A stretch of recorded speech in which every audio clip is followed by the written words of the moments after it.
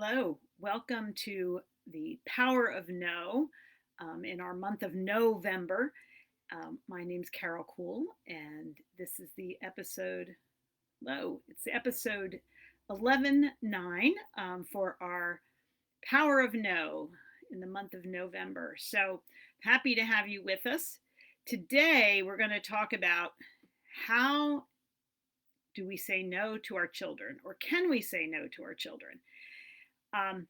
But I think as we think about the holidays, we don't have any choice but to say no um, if we have kids, because we have to talk about those Santa lists, right? I mean, they're ridiculous. Children see 40,000 commercials a year, which is why those lists just grow and grow and grow. I've already seen parents talking on social media about how the hottest items and how all the children know at the exact same time that this is the hottest item for second graders, and what do you do about finding it?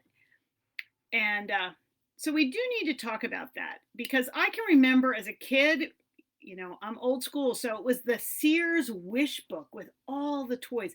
And we were so excited when we came and we would page through it. And I would sit there with a pen and be like, if I were rich, I would get. And I would circle things just for fun, because if I had all the money in the world, I would have this. And if I had all the money in the world, I would have that. Well, the thing was, I knew we didn't have all the money in the world. I knew I wouldn't be getting all of those things.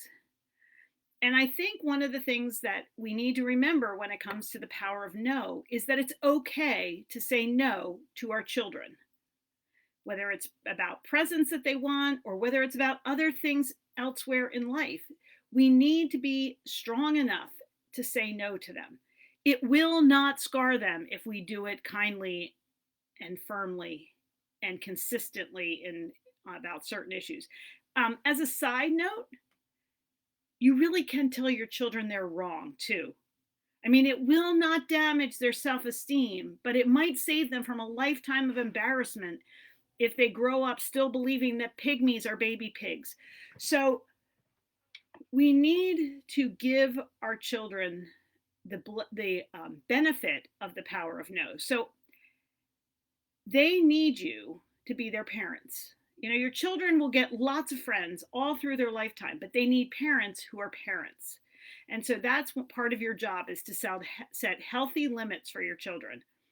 So that includes the holidays. So how do we go about doing that? Well, the first thing is set healthy expectations for your kids.